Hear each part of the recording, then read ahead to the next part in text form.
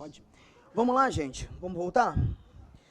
Pessoal, questão 9. Deem uma conferida na questão 9 também, por favor.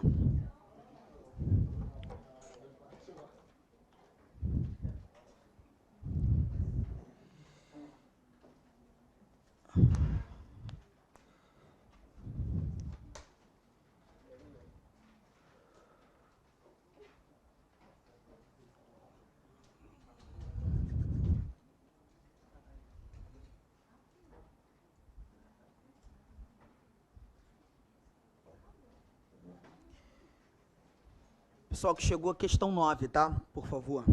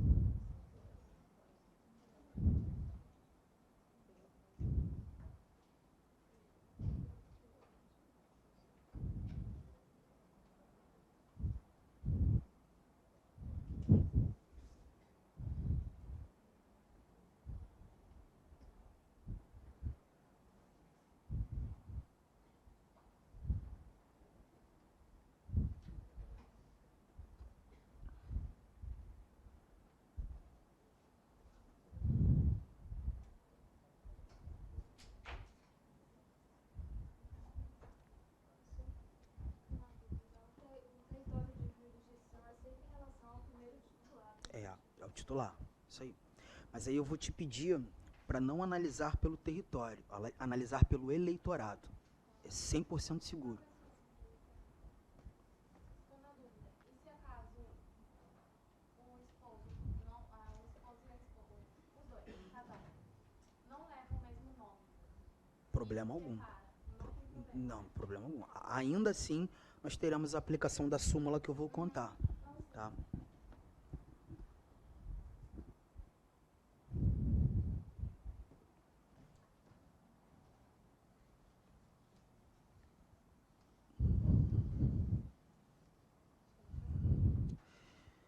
E aí, gente, podemos?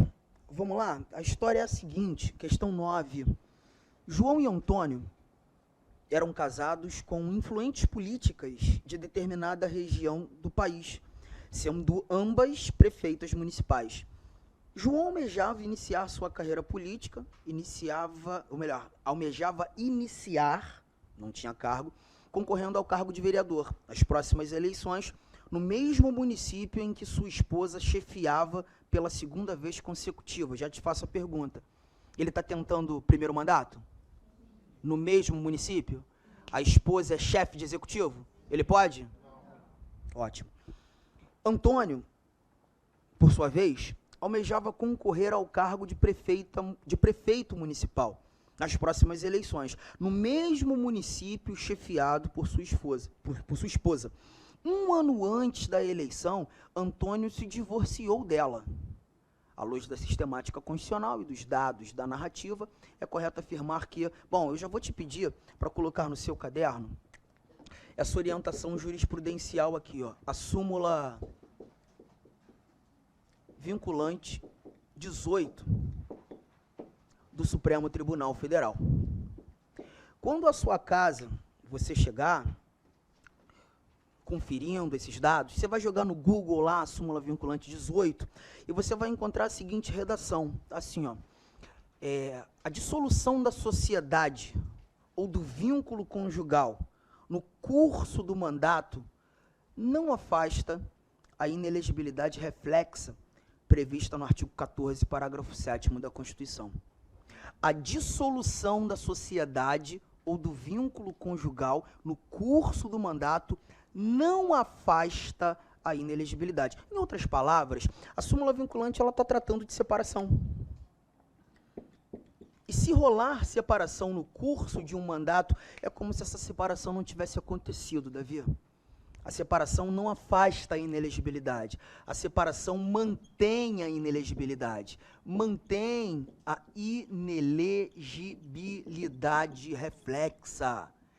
Então, se a segunda parte da questão nos mostrou que o Antônio se separou da esposa, e a esposa, chefe de executivo, é como se essa separação não tivesse acontecido. Antônio pode ou não pode? Não. O gabarito é a letra C. Os dois são inelegíveis. Os dois são inelegíveis. Legal? Agora, pois é.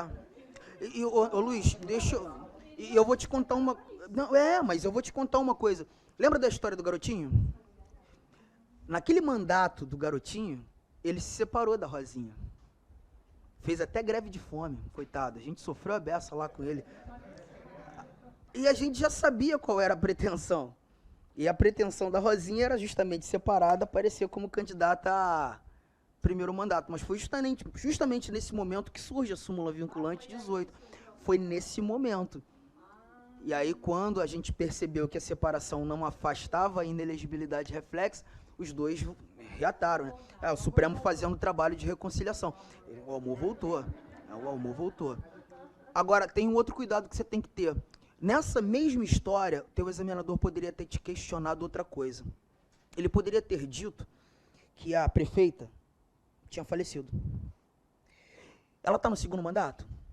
Tá ou não está? E se ela tivesse morrido no curso do segundo mandato?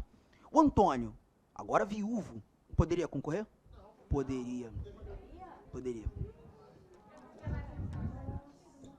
Você está percebendo, gente, quanta coisa o teu examinador pode buscar trazer para você? Recurso extraordinário 758-461, julgado em 2014 pelo próprio Supremo Tribunal Federal, em sede de controle difuso de constitucionalidade. Nesse julgado, o Supremo discutiu muito a aplicação da súmula vinculante 18, que já existia. Discutiu muito. Mas a história era um pouco diferente, porque não se tratava de separação. Aqui a história era justamente da morte de um chefe de poder executivo. E o Supremo concluiu que a morte, diferentemente da separação, cessa a inelegibilidade. Nesse julgado, o Supremo concluiu que a morte decorre de um caso fortuito. A separação poderia ser realmente manipulada no intuito de se ludibriar a inelegibilidade reflexa. Tá? Recurso extraordinário, 758-461. Eu gosto sempre de trazer os julgados, até para aqueles que gostam de pesquisar, né? E aí, quando você jogar lá no Google, fazendo a revisão de tudo isso que a gente está discutindo agora, vocês vão perceber que essa história aqui, ela foi de um caso concreto que aconteceu lá na Paraíba. Vou trazer essa história aqui para você rapidinho, só para você entender a brincadeira.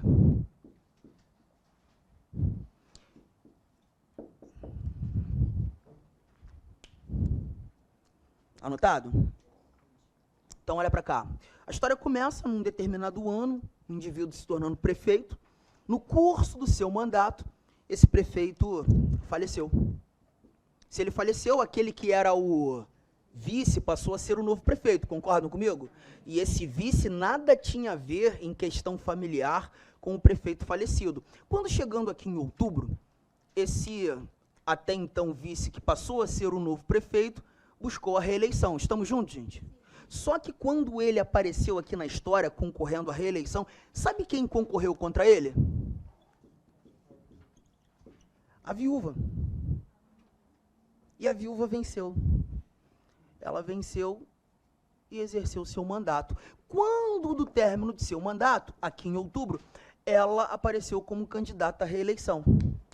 E aquele derrotado lá atrás buscou impugnar a candidatura dela, mostrando para o judiciário, para a justiça eleitoral, o seguinte: o judiciário, olha aqui, ó, ela já está no exercício do seu segundo mandato, porque o marido dela foi prefeito lá atrás. O marido fez o seu primeiro mandato, morreu, mas quando ela apareceu aqui, ela apareceu para segundo mandato. Essa brincadeira foi subindo, até a interposição do recurso extraordinário 758461 no Supremo. O Supremo teve que discutir esse caso concreto e entendeu que essa morte, diferentemente da cessou a inelegibilidade.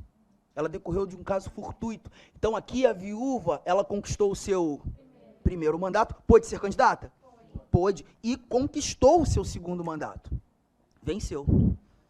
Depois tu vai jogar no Google e vai conferir esse precedente. Tamo junto, gente? Legal? Então, ó, cuidado.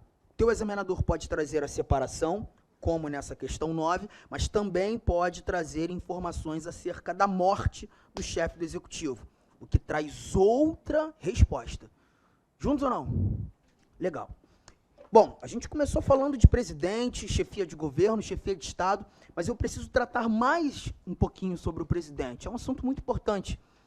E é justamente esse próximo assunto que a gente vai desenvolver que vai nos conduzir também para tratar dos deputados, dos senadores, no que tange às responsabilidades que eles assumem.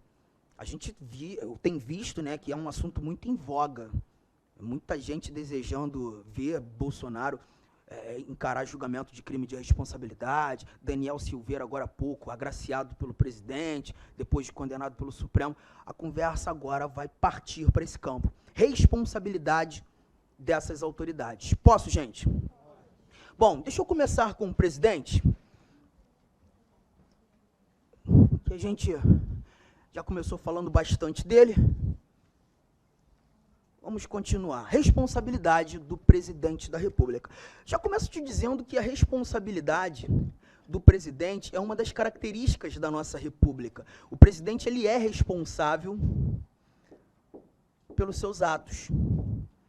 Se porventura uma determinada conduta do presidente configurar crime, ele tem tudo para ser julgado.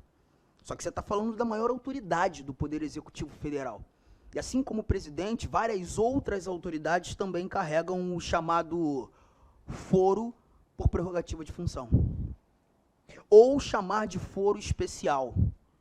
Se você ainda costuma chamar de foro privilegiado, esquece isso. Isso é televisão.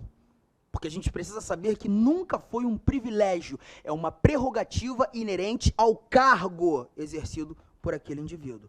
Ou você chama de foro por prerrogativa de função, ou tão somente de foro especial. Foro por prerrogativa de função ou foro especial. Já anoto, o presidente carrega, na realidade, 2 foros. Se porventura cometer ele um crime comum, será processado e julgado na corte de cúpula do nosso judiciário, o STF. Mas o presidente também pode praticar crime de responsabilidade, que a mídia denomina como impeachment. E aí o processo de julgamento já tramitaria no Senado Federal. Enquanto você vai conjugando essas primeiras anotações, deixa eu fazer alguns comentários, vai anotando, mas vai me escutando. Uma conduta do presidente pode configurar apenas um crime, assim como pode configurar os 2 crimes.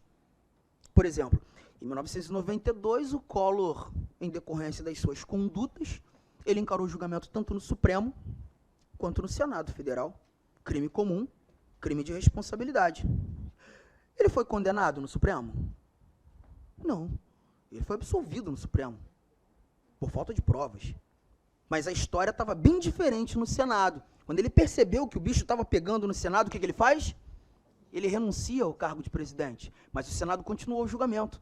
Foi até o fim e o condenou. Aí alguém levantaria o braço, Arthur, mas qual seria a condenação, já que ele renunciou?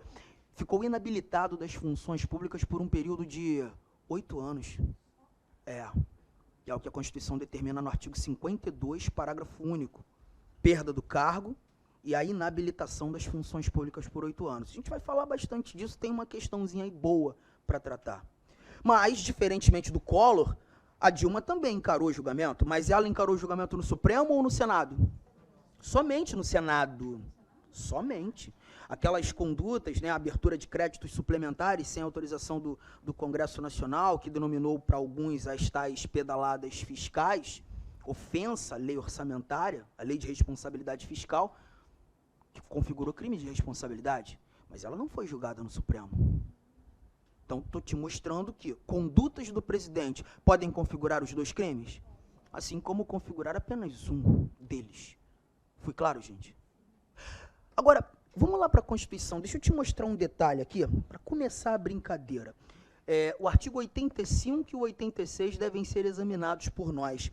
Artigo 85 e o 86. Mas eu quero começar com o 86. Olha para cá. Faz a leitura comigo. Ó.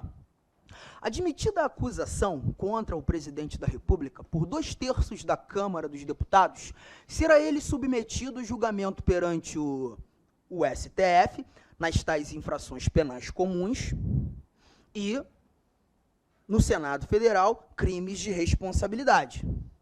Só que você vai perceber, no parágrafo 4º desse nosso artigo 86, que a responsabilidade do presidente, Karine, ela não é absoluta. Ela pode ser relativizada.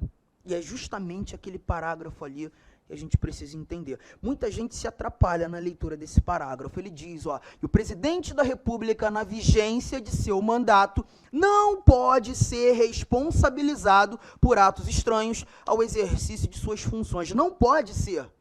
Aí eu te faço uma pergunta. Quando eu leio o ato estranho, naquele parágrafo 4º, eu devo entender como crime? Vou perguntar mais uma vez. Quando eu leio o ato estranho, o presidente da República, na vigência de seu mandato, não pode ser responsabilizado por atos estranhos ao exercício de suas funções. Eu devo entender como crime, gente? Sim. Crimes que não apresentam relação com as funções. Ih, Arthur, confuso esse negócio, né? Não, não é não. Você quer ver? Gente, isso aqui já está no teu caderno? Só para eu ter espaço aqui. E se você puder esperar um pouquinho, só para não fazer bagunça nas anotações, eu vou montar um esquema, tá? Vamos imaginar, então, o presidente cometendo um crime comum, tá? Bolsonaro hoje, chateado com alguma coisa, brigou numa reunião, saiu pé da vida, pegou o carro, saiu dirigindo pelas ruas de Brasília, numa velocidade absurda, atropelou um ciclista, matou o cara na hora. Homicídio? Crime comum? Sim ou não, gente? Crime comum. Mas o detalhe é, esse crime praticado pelo presidente tem relação com as funções? Porque essa é a análise que a gente precisa fazer. Se o crime do presidente tem relação com as funções presidenciais ou não. Porque se esse crime, se você concluiu, e não apresenta relação com as funções, esse crime deve ser considerado um ato estranho. É isso que o parágrafo 4º está querendo te dizer. E olha que barato, o presidente da República, na vigência de seu mandato, não pode ser responsabilizado por atos estranhos ao exercício de suas funções. Crimes praticados pelo presidente, tipos penais, legislação criminal, que não apresentem relação com as funções, ato estranho. Ele não pode ser responsabilizado enquanto existir mandato. Mandato do presidente é eterno? Uma hora acaba? Quando acabar, ele tem tudo para ser responsabilizado. Só que você tem que lembrar de uma coisa. Se você só vai poder responsabilizar o presidente quando do término do mandato ele já não é mais presidente, então todas aquelas prerrogativas inerentes ao cargo de presidente serão perdidas. Por exemplo, eu não tenho mais foro especial. Então ele não encara julgamento no Supremo. O julgamento, ele só pode acontecer após o quê, gente? O mandato. E se não mais é presidente, julgamento ocorrerá na primeira instância da justiça comum. Perceba, se nós evidenciássemos aqui um homicídio doloso, por exemplo, ele ainda encararia o tribunal do júri. Mas apenas quando do término do mandato. Aí alguém levanta o braço e me diz, Arthur, mas então quando o presidente será julgado pelo Supremo Tribunal Federal na prática de crime comum? Ué, basta nós criarmos um exemplo de um crime comum que apresente relação com as funções. Ah, então me ajuda, Arthur. Imagine você, gente, presidente praticando crimes contra a administração pública. Peculato, corrupção passiva, prevaricação, crimes contra a administração praticados pelo chefe da administração. Crimes que teriam ou não teriam relação com as funções? Se para você tem relação, para mim também tem, o julgamento tem tudo para ser imediato. E se você julgará imediatamente o presidente, há de se respeitar o foro por prerrogativa de função que ele carrega. O julgamento aconteceria onde, gente? No STF. Fui claro? Na continuação, a pergunta seria, Arthur, quem fez essa análise, esse juízo de valor aqui em sala fomos nós. Você inventou crimes, nós concluímos se esses crimes tinham ou não tinham relação com as funções. Mas no plano prático, na vida real, quem analisa? Quem faz o juízo de valor? Quem diz se o crime do presidente tem ou não tem relação com as funções? Quem? Você leu. Caput do artigo 86. Lê de novo. Admitida a acusação contra o presidente da República por 2/3 de quem, gente? A Câmara tem que admitir. A Câmara precisa autorizar. Quem analisa o crime são os deputados federais. O juízo de valor vai ser feito na Câmara. Aí pedi para que você esperasse um pouquinho, porque eu tenho que puxar uma seta aqui e te dizer que o que a Câmara faz nesse contexto, nós chamamos de juízo de admissibilidade. No processo que a Dilma encarou, inclusive, o Supremo Tribunal Federal, que teve que julgar uma DPF, chamou esse juízo de admissibilidade de juízo de prosseguibilidade. Então fique esperto, o examinador pode tanto chamar de juízo de admissibilidade, quanto juízo de prosseguibilidade. Já te garanto uma coisa, teu nome. Jorge, o presidente só se torna réu se a Câmara autorizar. Não há possibilidade de vê-lo réu de crime se não houver autorização da Câmara. Arthur, mas para o crime comum ou para o crime de responsabilidade? Para os dois. Para os dois. Claro até aqui, gente? Mas como é que eles fazem, Arthur? Votando. Qual foi a fração ali, gente? E bora então, olha aqui, ó. A Câmara dos Deputados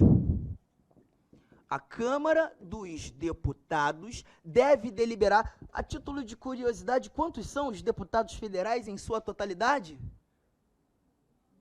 513. 513. A exigência da maioria qualificada em 2/3 dos votos dos membros. Ó, você vai anotar até aqui. E já vou te garantir, tem muita coisa importante nesse quadro. É muita coisa, muita. Anota até aí. Só com o que a gente colocou ali, teu examinador tem N maneiras de tentar te atrapalhar.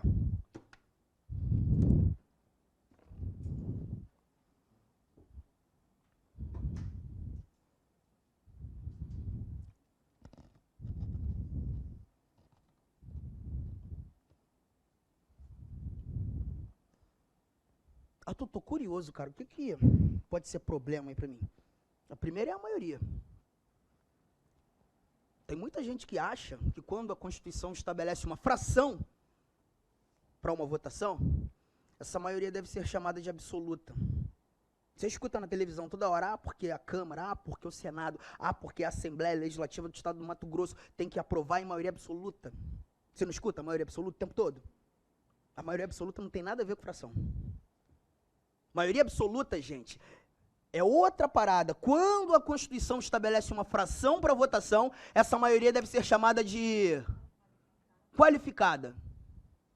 Quando a Constituição estabelece uma fração, essa maioria deve ser chamada de qualificada.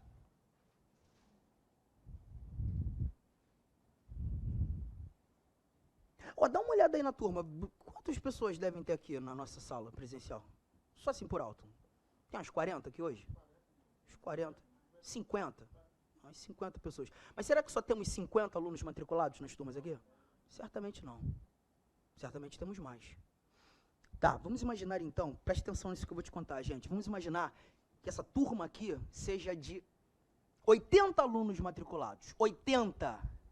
Mas hoje nós temos quantos presentes? 50. Mas a nossa turma tem 80. Se nós tivéssemos que usar a maioria simples, a nossa base de cálculo, Stephanie, seria a quantidade de presentes. Quantos estão presentes? Metade de 50. Mais um. 26 é a maioria simples. Metade mais um dos que estão presentes. Simples. Maioria simples. Foi claro, gente? Absoluta, como é que eu faço a conta? A maioria absoluta, a mesma fórmula, só mude a base de cálculo. Você não vai levar em consideração os 50 presentes. A nossa conta vai ser com o total. Com o total é quanto? Metade. Mais um. 41 é a maioria absoluta. Simples e absoluta. Viu a diferença? Mas quando a Constituição estabelece uma fração, você não chama nem de simples, nem de absoluta. Você chama de maioria e 2/3 do total, vai ser mais exigente que a maioria absoluta. Hã? Pois é, bem mais que a metade. A maioria qualificada, ela é usada para situações mais críticas, mais relevantes. Você está falando de responsabilidade do presidente, você está buscando tornar o presidente réu. É um assunto relevante, gente? Maioria qualificada. Então, se o teu examinador, Karine, trocar essa fração por maioria absoluta, tá errado, gente? Tá errado. Porque quando a Constituição estabelece uma fração, essa maioria deve ser chamada de... Agora, teu examinador pode também tentar te confundir de outra maneira. E a FGV gosta muito disso. Em vez de apresentar a fração, te apresenta a quantidade de votos. E aí você tem que se antecipar, Renata. Porque se você já sabe que a maioria qualificada tem como base de cálculo total, 2/3 desse total nos conduz aos 342 votos. Tô dizendo para você e para a turma inteira que se na Câmara dos Deputados, nesse juízo de admissibilidade, os deputados não alcançarem os 342 votos a Câmara está respondendo para a gente, por implicitude, que o crime praticado pelo presidente não tem relação com as funções, que o crime praticado pelo presidente é um ato e o julgamento só pode acontecer quando Foi claro, gente? Aí você está me trazendo um outro questionamento lindo, porque pense, o presidente praticou um crime no primeiro mandato e a Câmara dos Deputados, em sede de juízo de admissibilidade, não admitiu. Entendeu que o crime não tinha relação, um ato estranho. Então, esse julgamento só pode acontecer quando do término do mandato, concordam comigo? Só que em outubro tem eleição. Ele pode tentar a reeleição? Pode ou não pode? Está aguardando o julgamento, pode ou não pode? Princípio da presunção de não culpabilidade. Ninguém será considerado culpado até o trânsito de sentença penal condenatória. Já tem processo? Não tem sentença. Ele é presumidamente inocente. Pode ou não pode tentar a reeleição? E se vencer, mais quanto tempo de proteção? Mais 4 anos. A Constituição não traz nada sobre prescrição, sobre suspensão da prescrição. E na dúvida, a gente beneficia ou prejudica? Poderia. Agora, é engraçado, quando eu te levar lá para o artigo 53, para tratar dos deputados federais e dos senadores federais, nós temos uma fala expressa no texto constitucional da suspensão da prescrição, para eles. Mas o presidente não. Juntos até aqui, gente? Tá,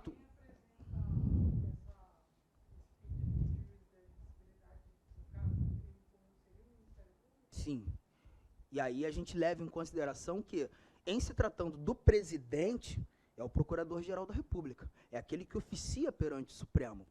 Bela pergunta, porque já me fez aqui lembrar de um cenário. Você lembra quando o Temer era seu presidente? De uma conversa fiada que rolou na mídia, dele com o Joesley Batista, e o Joesley falava assim, a gente tem que manter uma mesada aí pro Eduardo Cunha ficar de boca fechada, que ele sabe demais. Aí o Temer na ligação falava assim, tem que ver isso aí, tem que ver isso aí. Lembra disso? O Rodrigo Janot era o Procurador-Geral da República à época, chefe do MPU. O Rodrigo Janot estava com sangue nos olhos para fazer do Temer réu. Só que ele sabia que ele teria que encarar quem, gente? A Câmara dos Deputados. Engraçado, o juízo de admissibilidade aconteceu. Sabe quantos votos tivemos naquele juízo? 176 a favor da instauração do processo. 176, muito abaixo do que era necessário. O Temer virou réu, geriu até o fim, mas quando acabou o mandato dele, a sorte mudou. Que a ação penal começou. Tanto é que ele foi preso depois de deixar de ser presidente 2 vezes, encarou 2 prisões temporárias. Lembra? Até fizeram um meme na internet que a Marcela estava soltinha, lembra disso? Lembra disso? Mas só pôde acontecer quando ele deixou de ser presidente. Porque enquanto presidente ele estava protegido, gente? Estava. Foi claro, gente. E aí a tua pergunta já nos mostra um detalhe. A decisão da Câmara é soberana. Ainda que seja para a sociedade algo absurdo, para todo mundo tenha clareza na relação, se a Câmara disser que não, não. Câmara. Só para a gente parar, vou fazer uma pergunta para a turma. Essa brincadeira da ligação dele com o Joesley, para você, tinha relação com as funções? Tinha ou não tinha, gente? Tinha ou não tinha, gente?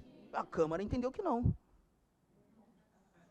A decisão da Câmara é soberana, Davi. A decisão... Aí a gente nem entra nesse mérito político, só estou te garantindo uma coisa, a título de prova. A decisão da Câmara é soberana. Se nesse determinado crime houver novos fatos, pode voltar para a Câmara votar novamente ou não? Poderia, não haveria problema não. Problema. Tá? Mas para torná-lo réu, a Câmara vai ter que autorizar. E, puxa uma seta aqui também, deixa eu tirar esse título aqui para... E quem, gente, preferir tirar foto, fiquem à vontade, tá? Para passar isso tudo a limpo. A mesma seta, Karine, do juízo de admissibilidade, eu também devo levar para o crime de responsabilidade. Só para lembrá-los, para o presidente encarar julgamento de crime de responsabilidade... Julgamento que tem tudo para ser imediato. De novo, gente, a Câmara também precisa autorizar? Sim, sempre. E se for julgamento de crime de responsabilidade, quem julga? Não é o STF, só crime comum. Quem, gente? Senado. Senado. Então, quem preferir partir para a foto, tire. A gente montou um esqueleto do esquema, ainda tem algumas outras coisas para a gente discutir. Como a tua banca, certamente, não vai ser uma banca de decoreba, vai ser uma banca que vai te fazer pensar. Eu tenho que te fazer pensar aqui agora. Verônica é a nossa Procuradora-Geral da República, sangue nos olhos, doido para fazer o presidente réu. Para Verônica, o Bolsonaro cometeu crime comum, para ela, o crime tem relação com as funções. Juízo de admissibilidade vai ter que acontecer, gente? Vai ou não vai? A pergunta que eu te faço é, teremos ação penal? Teremos ou não? Vou até melhorar meu exemplo. O presidente praticou um crime em flagrante delito. Tem crime, flagrante. Teremos ação penal? Fala sim. Sim. Ação penal vai ter. Agora ou depois do mandato? Não, fala depende. Depende da Câmara. Mas ação penal vai ter. Ou agora ou quando do término do mandato. Quem decide, gente, de novo? A Câmara. Mas a ação penal, 1 hora bate na porta do judiciário. Fui claro, gente?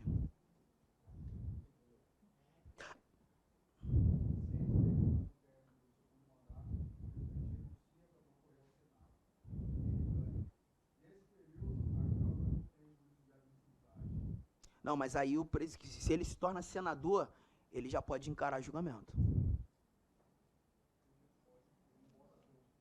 O senador tem outro tipo de proteção. Está lá no artigo 53, que não atrapalharia, não.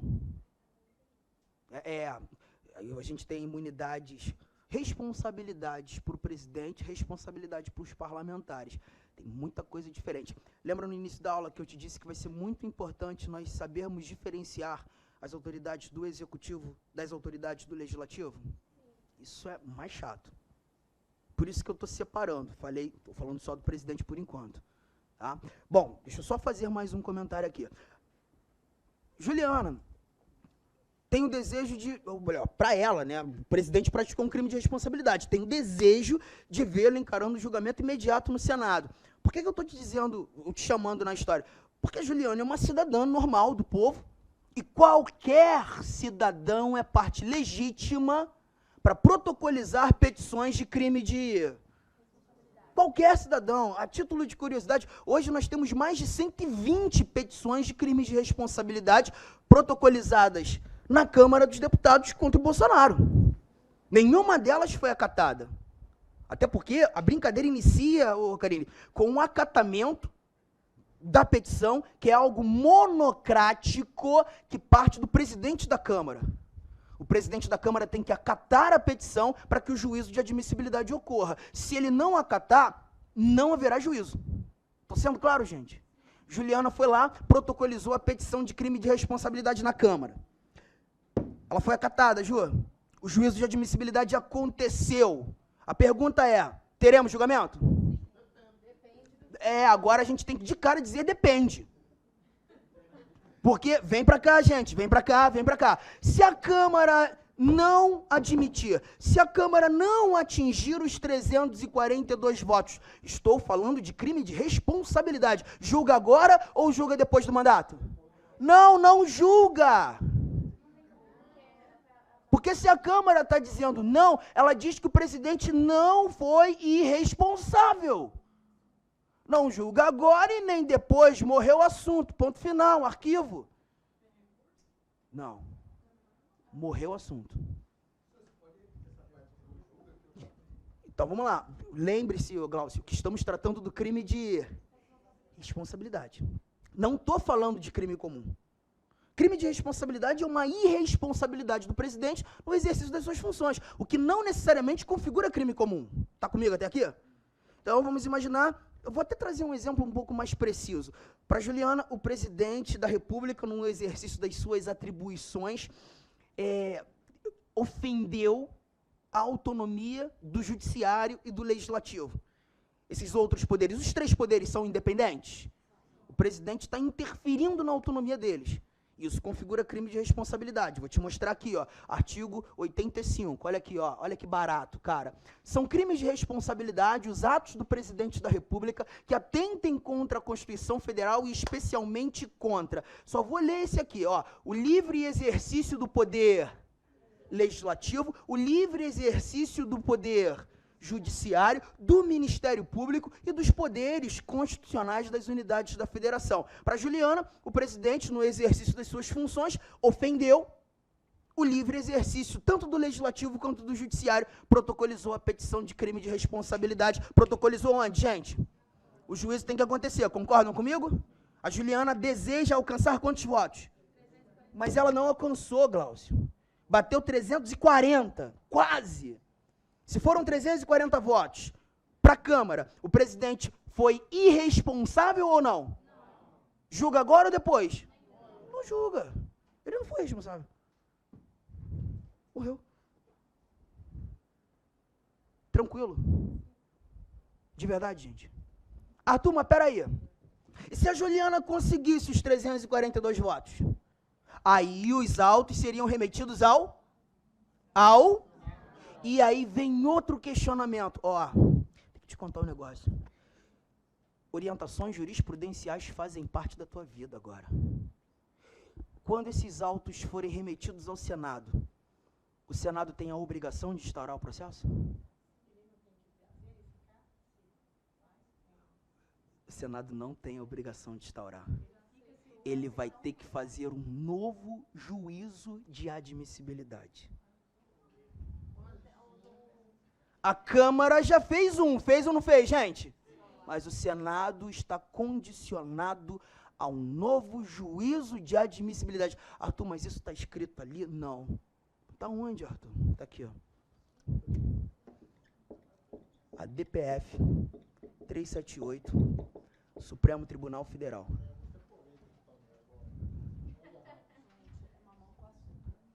Ó, vou te falar uma coisa. Tem gente que estuda com material velho, cara, isso é um problema. Essa orientação do Supremo, ela surge em dezembro de 2015, quando a personagem era Dilma Rousseff. Porque até então, a posição da doutrina era Câmara autorizando, os autos seriam remetidos ao... E o Senado era obrigado a instaurar, obrigado a começar o processo. Quando o Supremo julga essa DPF aqui, o Supremo muda isso. Dezembro de 2015. Vou anotar. Olha aqui, ó. O que eu devo entender aqui? Essa brincadeira, ó. Escreve assim, Ju. Autos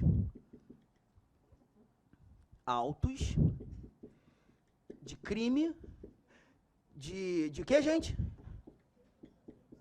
Responsabilidade remetidos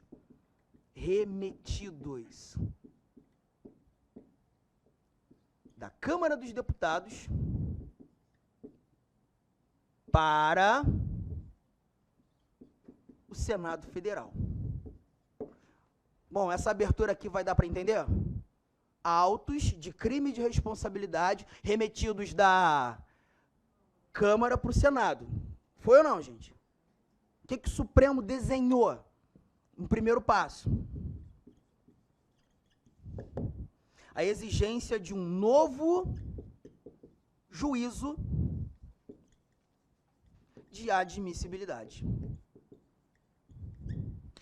Eu não vou correr, não. Anota aí com calma, senão eu te atropelo e aí você tenta anotar, tenta prestar atenção e fica um negócio confuso.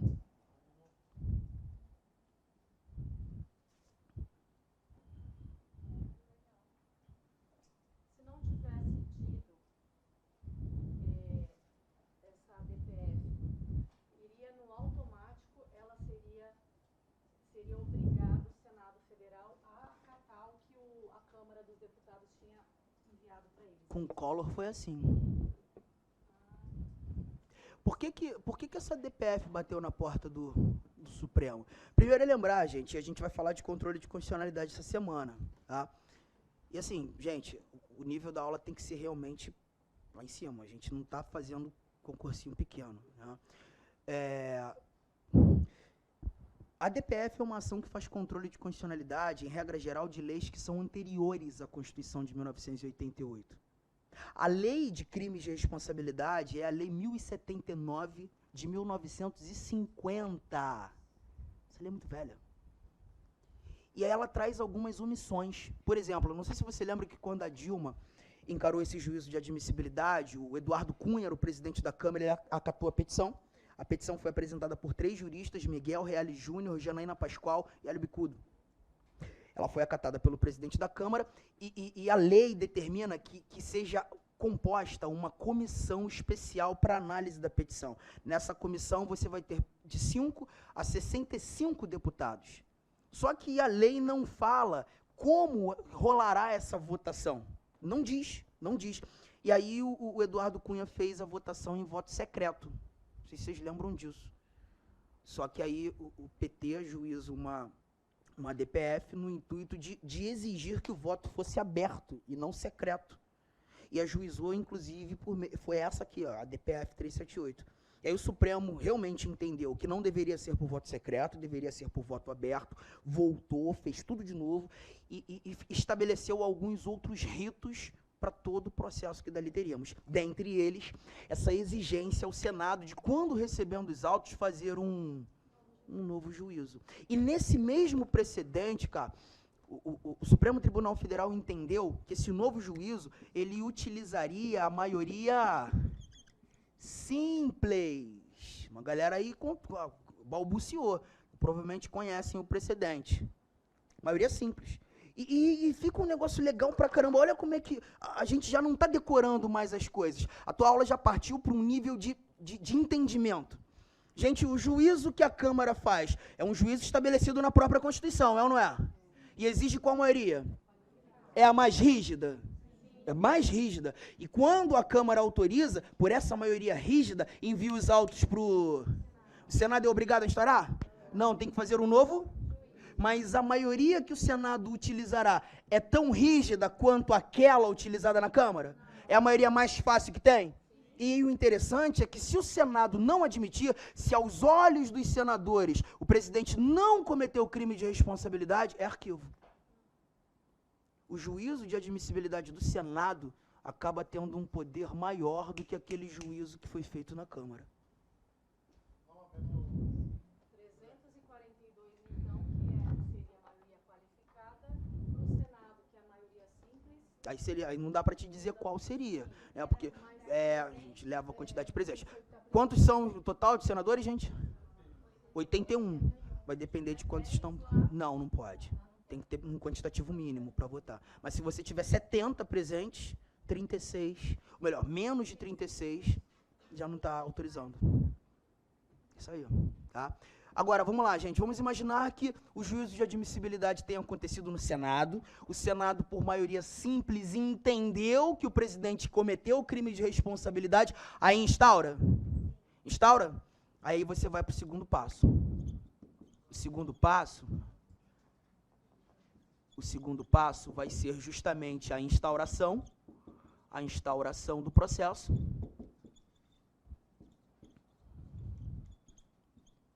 e deliberação para condenação.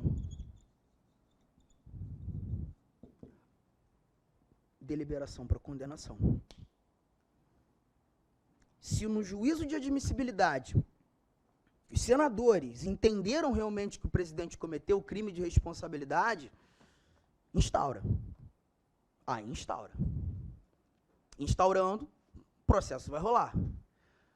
Só que como é que o presidente vai ser condenado? Ou não? Uma nova votação deve acontecer, gente? Sim, agora você vai buscar uma outra votação para condenação. E essa outra votação para condenação, aí você vai ter que lembrar de novo da maioria qualificada em 2/3. Caraca, Arthur, que confusão, Jesus! Eu sei. Essa petição tem que passar primeiro na Câmara Federal? Tem que ser. Começa na Câmara. Em se tratando de presidente da República, tem que passar pela Câmara. De novo, o presidente da República nunca se tornará réu em julgamento de crime se a Câmara não autorizar. Tem que ter autorização da Câmara. Tranquilo, gente. Professor, então ali no segundo caso, na DPF, se ele fazer esse novo julgamento e falar que ele não é culpado, acaba ali. Não é nenhuma... Não, cuidado, eles não estão analisando ainda o crime, ou a culpa, ou a eventual condenação. Aqui é só analisar se para eles existe ou não essa discussão de ter acontecido o crime de responsabilidade. É um juízo de valor. Tá? Se eles entenderem que não houve juízo, melhor, que não houve crime de responsabilidade, morreu o assunto. Morreu o assunto. Mas se eles entenderem, sim, realmente, parece crime de responsabilidade, autorizam, eles instauram. E aí, quando eu falo de instauração, Ju, é entender que agora você vai ter que ouvir oitiva de testemunhas, tem todo um devido processo legal para ser concluído. Aí é o julgamento mesmo. Se quisesse candidatar, ele pode, porque não deu a sentença. Princípio da presunção de não culpabilidade, tá? Junto até aqui, gente? Tranquilo? Tá, vamos lá. Presidente da República fica suspenso de suas funções? 180 dias. Há suspensão. Só que quando a gente fala dessa suspensão, um outro detalhe é importante. Gente, eu posso apagar aqui? Só essa parte? Perfeito. Essa aqui eu deixo. Eu sei que vocês estão terminando de anotar. E assim que acabarem, a gente conversa sobre a suspensão do presidente. Suspensão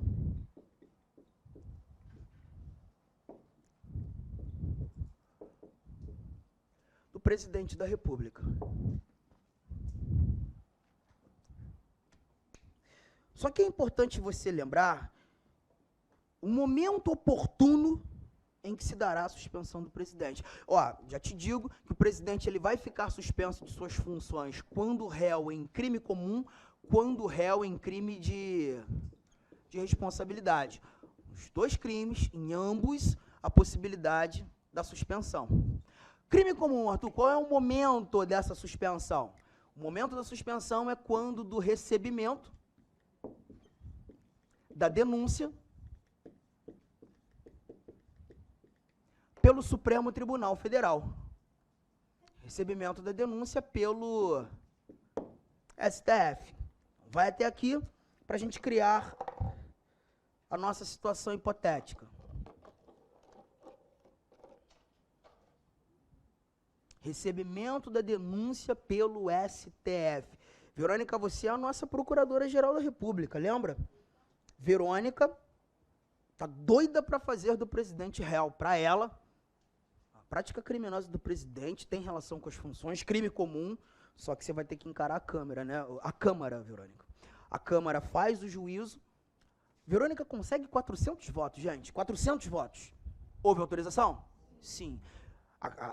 A Câmara dos Deputados está abrindo as portas para você, Verônica. Com isso, você vai oferecer denúncia, promover a ação penal.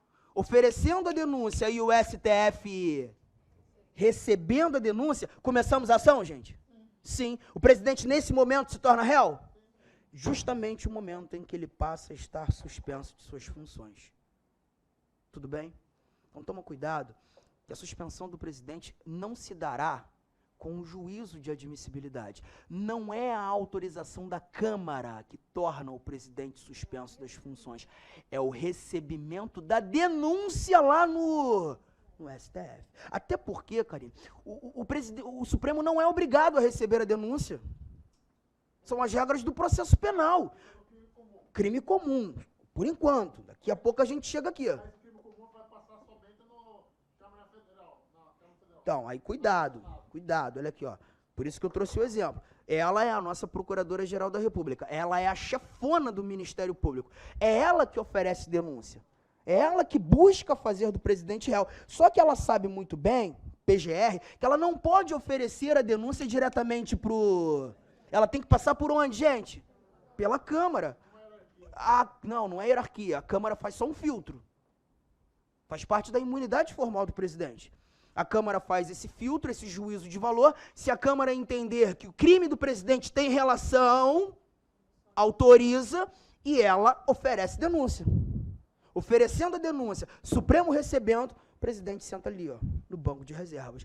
E vai sentar nesse banco de reservas, teu nome? A Célia comentou, 180 dias sentado ali. Aí, Célia, uma pergunta que poderia rolar é, Arthur, os processos no Supremo, eles costumam demorar pra caramba. Por exemplo, uma das ações mais emblemáticas que o Supremo encarou nesses últimos anos foi a ação penal 470, o mensalão. Só no Supremo foram mais de 3 anos de julgamento. Aí eu fico imaginando, Arthur, e se o processo do presidente demorar tanto ao passo que ultrapasse os 180 dias de sua suspensão? Esse prazo vai ser prorrogado? Não. Esse prazo é improrrogável. Prazo improrrogável. Ué, Arthur, então o processo acaba? Negativo. O processo continua. Ele volta a exercer as suas funções. No 181º dia contado, ele está lá, novamente, com a caneta na mão. E o processo continua sem nenhum tipo de prejuízo ao seu regular prosseguimento. Foi claro, gente? A mesma coisa de prazo improrrogável, você também vai ter no crime de responsabilidade. O momento que vai ser diferente, gente. Aqui, você já leva em consideração o momento da suspensão. A instauração do processo, onde mesmo? Crime de responsabilidade. No Senado. No Senado. Anota, porque, mais uma vez, eu vou desenhar a situação hipotética. A aula tem que ter exemplo, senão fica louco. Difícil de se entender. E, Juliana, vai ser você, mais uma vez, aquela cidadã que vai protocolizar a petição de crime de responsabilidade. Para ela, o presidente foi absolutamente irresponsável no exercício das suas funções. Gente, me ajuda aí, eu sei que você está anotando, mas tu está me ouvindo. A Juliana vai ter que protocolizar essa petição onde? Na Câmara. A Câmara vai fazer o juízo de admissibilidade, a Câmara vai alcançar 350 votos. Foi suficiente? Remete os autos a quem? Hã? Senado é obrigado a instaurar? Não, o Senado vai ter que fazer um novo? Usa a maioria qualificada? Maioria? E se nesse novo juízo o Senado entender que o presidente realmente cometeu o crime de responsabilidade, aí o Senado instaura o processo. Instaurando o processo, a brincadeira começou? O presidente está 180 dias, prazo improrrogável. Você tem que guardar o momento em que nós iniciaremos as suspensões do presidente. Sempre. Vai ter questão dizendo que é o juízo de admissibilidade da Câmara. Erradíssimo. Legal?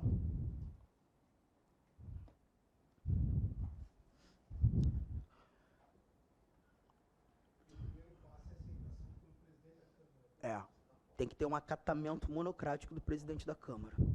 Se ele não acatar... Hoje, salvo engano, são 127 petições de crime de responsabilidade protocolizadas contra o Bolsonaro. Nenhuma delas foi acatada. Nem pelo Rodrigo Maia, que era o presidente nos primeiros anos, pelo Arthur Lira, agora. Nenhuma delas. Professor, então esses 180 dias com prazo prorrogável para os dois, né? Crime comum e de responsabilidade.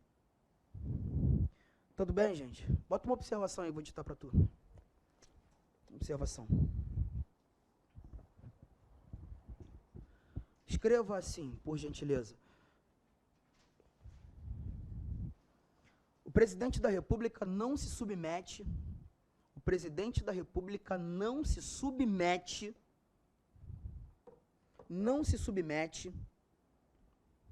às prisões cautelares.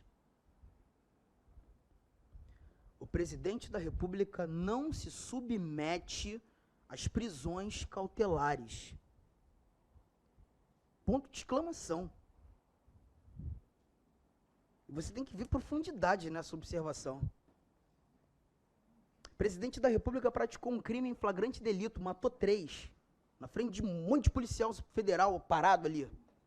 Homicídios dolosos.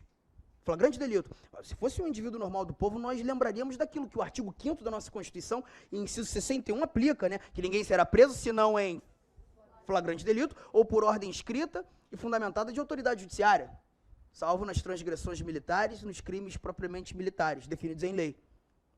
Mas em sendo presidente, o presidente não encara prisão cautelar.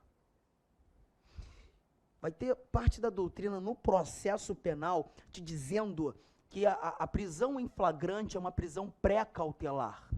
Pelo menos o primeiro passo dessa prisão em flagrante vai ser executada, que é a condução coercitiva do presidente à autoridade policial. Mas uma certeza você pode ter. Por ser o presidente, essa prisão não vai ser convertida em preventiva. Ele não fica preso. Caraca, Arthur, mas se for um crime sinistrão, o presidente da República não encara a prisão cautelar, gente. Fui claro. E mais, se esse crime, ainda que praticado em flagrante, não tenha relação com as funções, prende agora? Julga agora? Vai ter que esperar o mandato acabar. Fui claro? Ele vai até o órgão só para fazer os trâmites ali do que ocorreu. O máximo é ser conduzido à autoridade policial, mas ali já morre o assunto. Quem conduz ele até a autoridade policial? O próprio, pode até ser você, ué. Para prisão em flagrante, só eu que não vou fazer, o meu tamanho. Qualquer um do povo poderia. Tá? Vem pra cá. Lê comigo aqui algumas coisas rapidinho. Ó. Admitida a acusação contra o presidente da República por 2/3 da Câmara dos Deputados, será ele submetido a julgamento perante o Supremo Tribunal Federal, nas infrações penais comuns, crimes comuns, ou perante o Senado, os crimes de responsabilidade. Bingo, já sabemos. Primeiro, o presidente ficará suspenso de suas funções nas infrações penais comuns se recebida denúncia ou queixa-crime por quem, gente? O processo começou, tá? Mas, os crimes de responsabilidade, após a instauração do processo pelo Senado. Aí aqui o parágrafo 2º fala do prazo. Se decorrido o prazo de 180 dias, o julgamento do presidente não estiver concluído, cessará o afastamento do presidente sem prejuízo do regular prosseguimento do processo. Prazo improrrogável. Parágrafo 3º. Enquanto não sobrevier sentença condenatória, enquanto o processo não transitar em julgado, o presidente da República não estará sujeito a... A única maneira de prender o presidente é depois de um processo legal concluído. Devido ao processo legal, decisão judicial transitada e julgado. Somente assim ele pode ser preso. Foi claro? E o parágrafo 4º, a gente já conhecia. O presidente da República, na vigência de seu mandato, não pode ser responsabilizado por atos estranhos ao exercício de suas funções. Perfeito. Material de questão. Não adianta nada, tu tá sabendo tudo, chega na hora de fazer a questão, tu fica nervoso. Ele foi suspenso 180 dias, caso 6 meses, né? Então, no ano da eleição. 180 dias dele acaba, por exemplo, dia 3 de outubro, que no dia 2 é a eleição. Então, vamos lá. A suspensão, você não está suspendendo direitos políticos. Você não está tornando o presidente inelegível. Você só está retirando-o do exercício das suas funções como presidente. Ainda não há condenação. Está percebendo? Então, ele ainda tem os seus direitos políticos. Tá? Bora na questão... Questão 3. A 3 já é uma questão que você tem que tomar cuidado para resolver...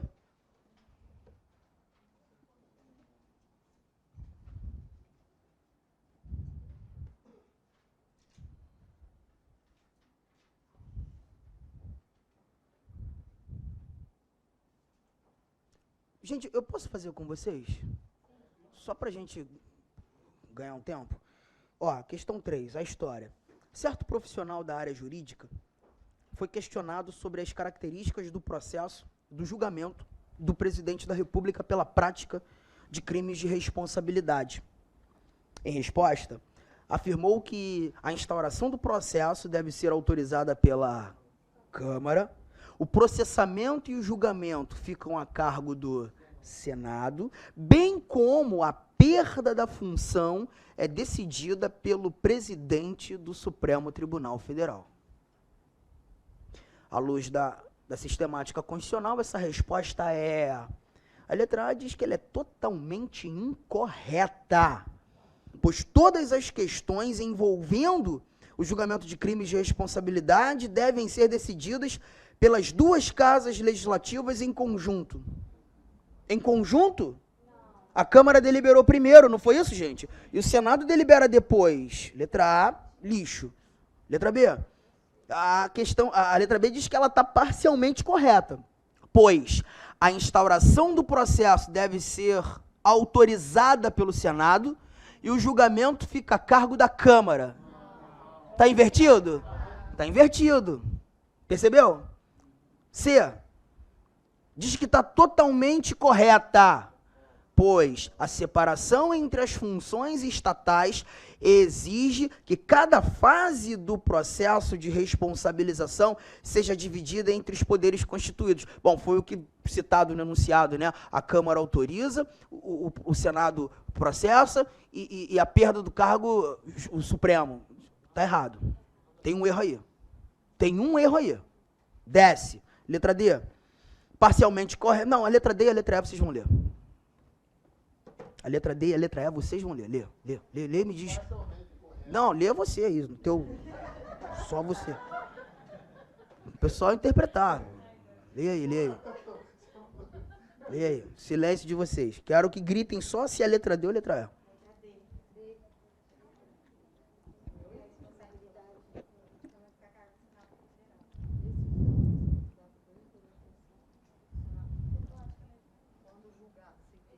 O que vocês acham?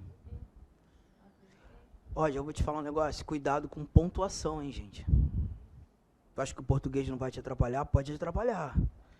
Olha a letra E o que diz. Parcialmente correta, letra E.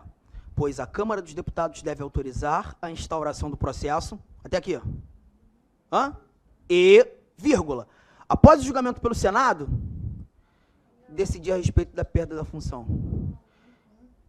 Gente, lendo de forma diferente, parcialmente correta, pois a Câmara dos Deputados deve autorizar a instauração do processo e decidir a respeito da perda da função após o julgamento pelo Senado. Não é a Câmara que determina a perda.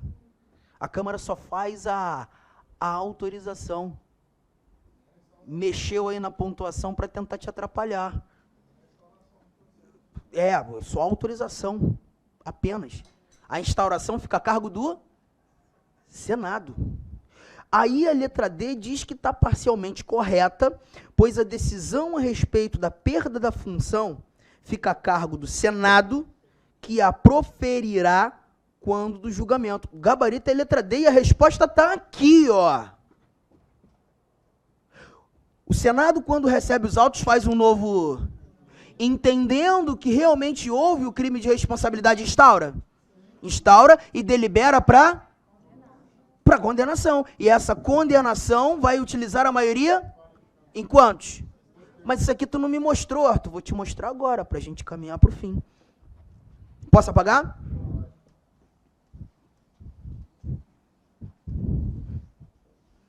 Olha o que você encontra no artigo de número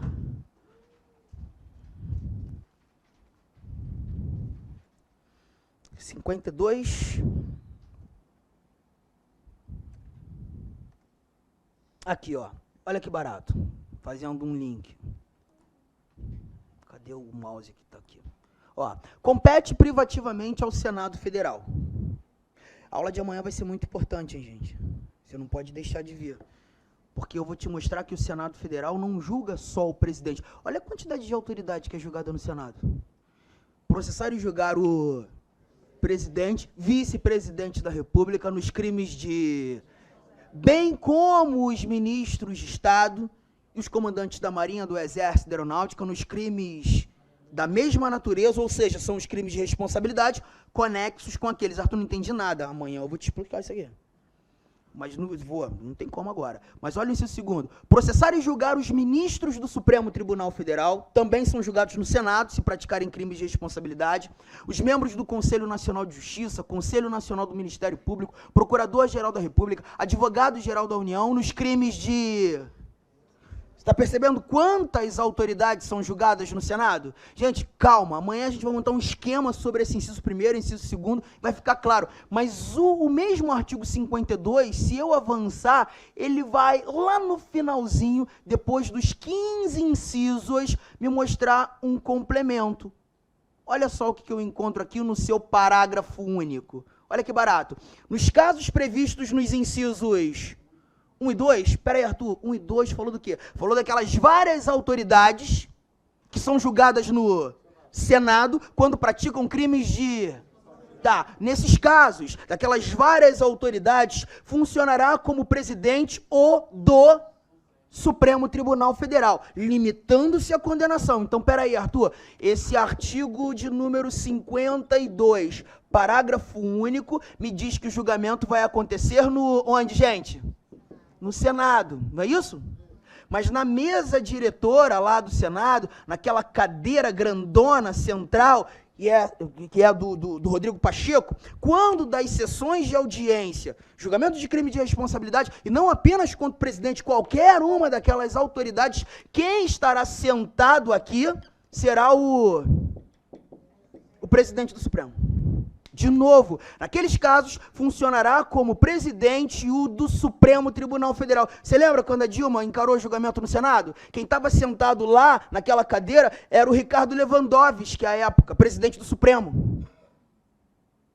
Ele conduz essas sessões. Estou sendo claro, gente? Mas ele está limitado à condenação, apenas o proferir. Condeno ou não, mas a efetiva condenação, a votação para, olha aqui, ó, que somente será proferida por... 2/3 dos votos do Senado Federal. Então, quem vai votar no intuito de condenar ou não? Quem, gente? Senadores federais. Maioria qualificada, qual fração? 2/3. Aí, aqui, nesse momento, eu te trago aquele complemento. Senado, quantos são em sua totalidade? 81. Então, serão 54 votos dos 81 senadores federais. Tá claro até aqui, gente? Hã? Tá, mas tem mais um detalhe lá. Tu me lê aquele finalzinho? Bora. O finalzinho aqui, Célia, vai nos mostrar quais são as sanções. Olha aqui, ó. A perda do cargo com a inabilitação por 8 anos para o exercício de função pública sem prejuízo das demais sanções judiciais cabíveis. Ou seja, quais são as consequências da condenação? Puxo aqui também para colocar no seu caderno. Se você já não estiver mais anotando, essa foto você tem que tirar. Pode, a gente só está falando do crime de responsabilidade aqui. Ó, consequências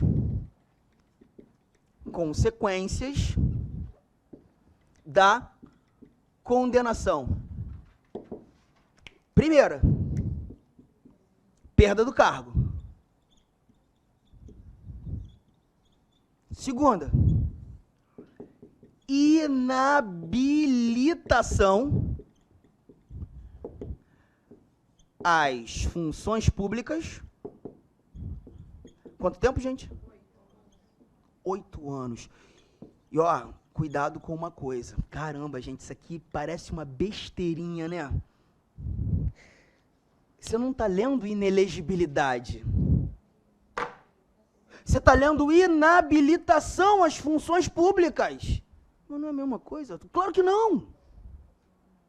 Porque quando um indivíduo se torna inelegível, ele só sofre a restrição a concorrer a cargos eletivos. Inelegibilidade atinge apenas cargo eletivo. E cargo eletivo é cargo preenchido por processo eleitoral. Um indivíduo inelegível pode ter um cargo em comissão? Pode ou não pode, gente? Pode. Pode se tornar ministro de Estado, que é livre nomeação do presidente. Inelegível. Só que você não está lendo que o presidente fica inelegível. Você está lendo não só o presidente, todas aquelas autoridades. Aqui o que rola é a tal da inabilitação às funções. Só para você ter ideia, nem taxista ele pode ser. Ué, a gente está falando de transporte coletivo. Que tem ou não tem delegação do poder público? É função pública. Não pode ser mesário em eleição. Ele está inabilitado a qualquer função pública num período de 8 anos. Fui claro ou não, gente? Tá. A gente vai continuar essa conversa amanhã. Tem mais 2 questões boas para a gente trabalhar nesse material. Amanhã a gente fecha isso aqui e já começa a falar de imunidade dos deputados, senadores, que também é outro ponto importante. Rapidinho. Qual foi o intuito do Senado está julgando? Por que ele coloca o presidente do STF lá na cadeira? Porque você está falando de julgamento jurisdicional, que é crime. Aí amanhã eu vou te mostrar que a função típica do legislativo não é exercer jurisdição, é legislar e fiscalizar. Quando o Senado julga alguém por crime de responsabilidade, o Senado está exercendo uma função atípica, que é a função jurisdicional que é típica do judiciário. Então a gente busca um representante do judiciário para coordenar o exercício dessa função jurisdicional. Tá? Somente. A condenação não parte dele, parte dos senadores. Ele só estabelece ordem. É mais ou menos o que acontece num tribunal do júri. O magistrado apenas presidindo as audiências. Mas a condenação parte do corpo de jurados. Aqui o nosso corpo de jurados, os senadores. Junto, gente. Galera, amanhã então, a gente continua esse papo, hein?